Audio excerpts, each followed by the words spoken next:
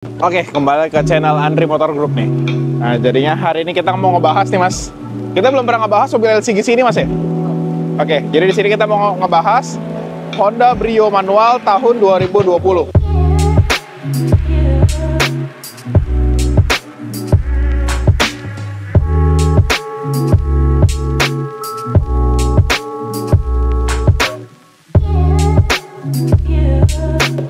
Oke, kita cerita dulu singkat Mas ya, sejarahnya Brio itu masuk ke Indonesia. Jadi sebenarnya Brio itu dikenalkan di Indonesia itu pada tahun 2012. Ya. Nah, 2012 dikenalkan, baru masuk ke Indonesia itu pada tahun 2013. Dan pas awal-awal masuk ke Indonesia itu, Brio itu masih yang CBU Thailand. Kalau kalian bisa lihat itu, biasa identiknya itu kalau misalkan Brio yang Thailand, Mas, itu warnanya hijau. Pernah lihat, Mas? Oh, iya. Nah, itu biasa tuh CBU Thailand. Nah, perbedaannya apa? Kalau gue searching itu sebenarnya dari build quality-nya beda, Mas. Karena misalkan kalau mobil yang CBU Thailand katanya sih lebih bagus untuk build quality-nya dibandingkan dengan sekarang yang CKD. Dan perbedaannya juga dari mesinnya.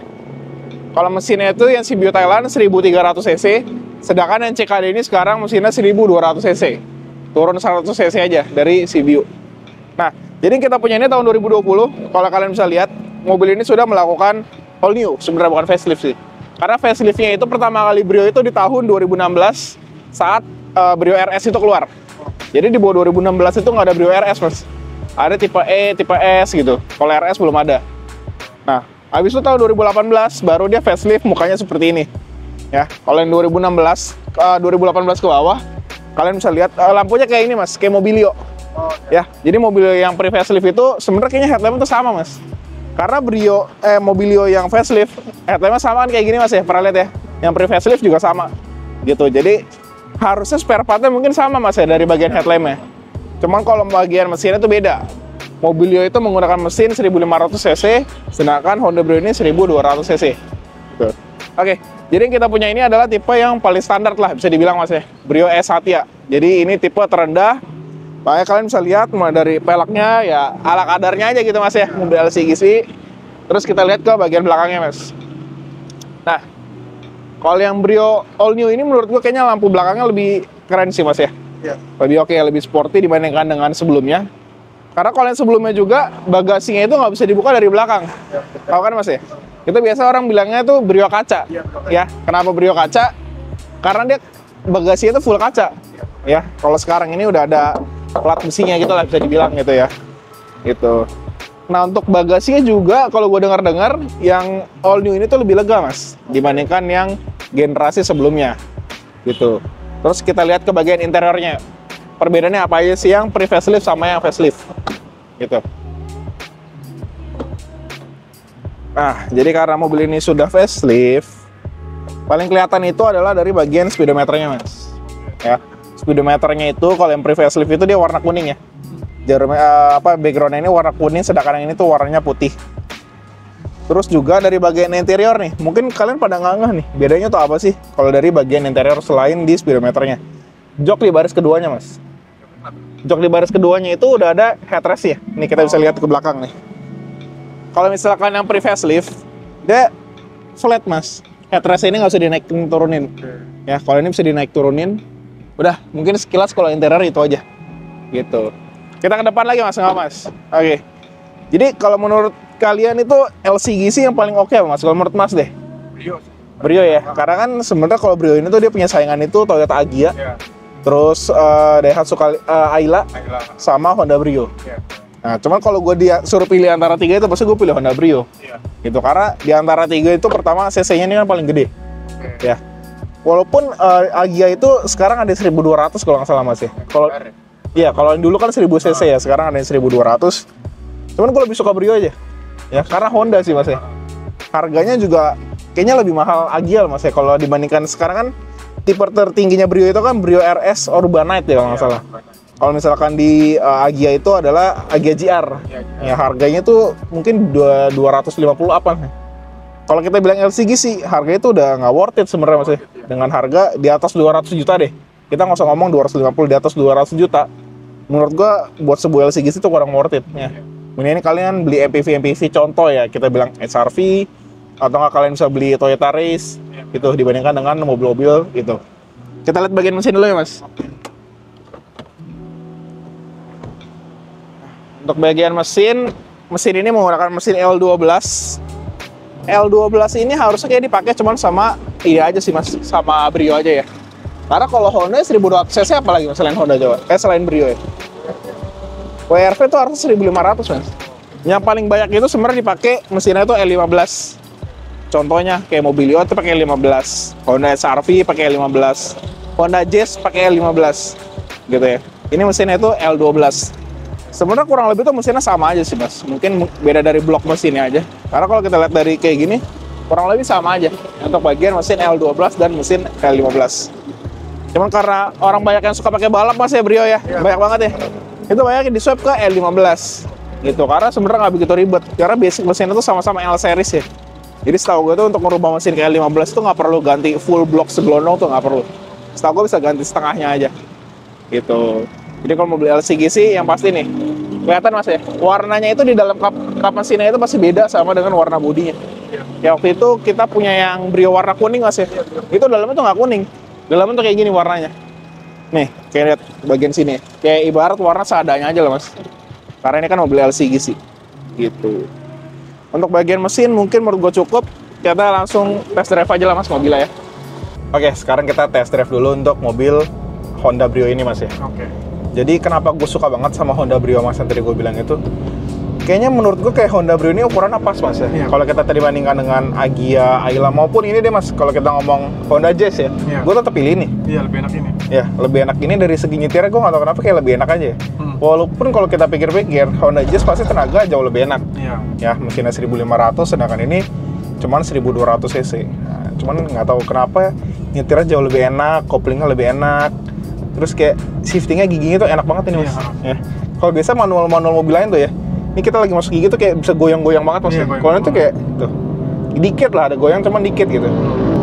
Nah makanya gue suka banget sama mobil Honda Brio ini. Nah sekarang gue juga mau ngebandingin nih sama Toyota Agya 2023 yang kemarin kita review mas ya. Itu perbedaannya menurut gue lebih enak ini jauh ya. Terutama ya dari segi kopling dulu deh kita ngomongin. Koplingnya ini lebih enteng mas. Iya, lebih enteng. Ya entengnya.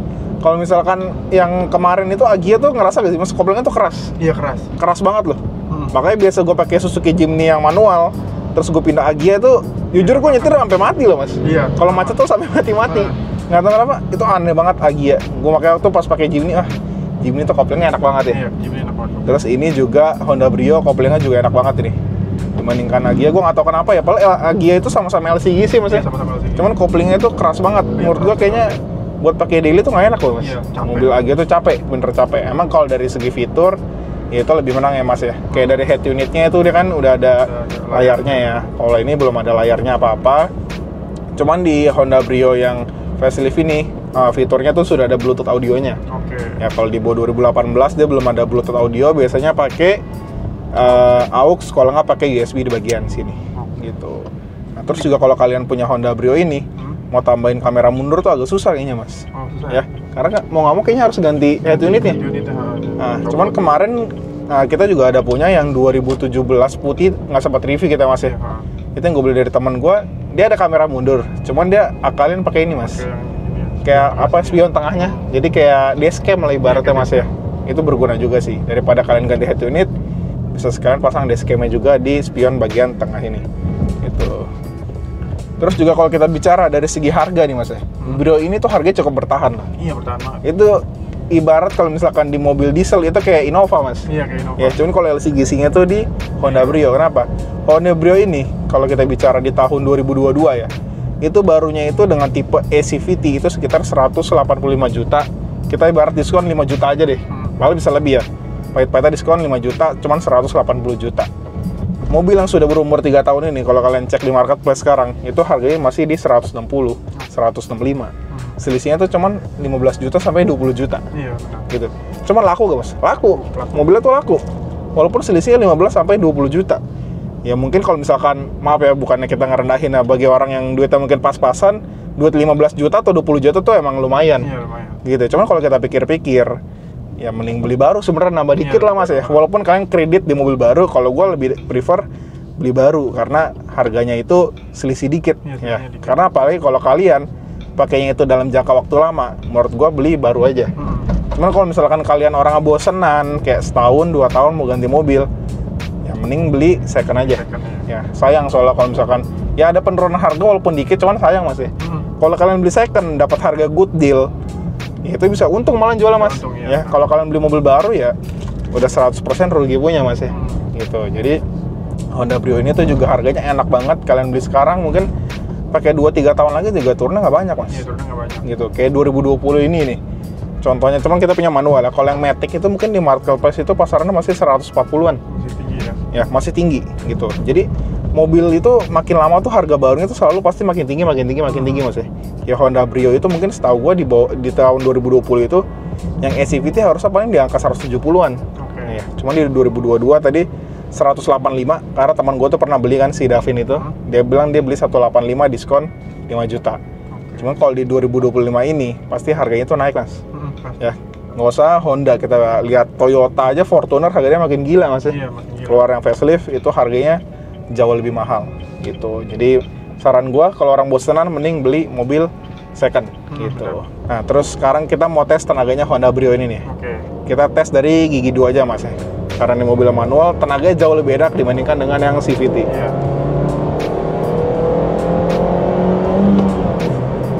Tenaga oke loh Mas. Oke. Ya, enak ya.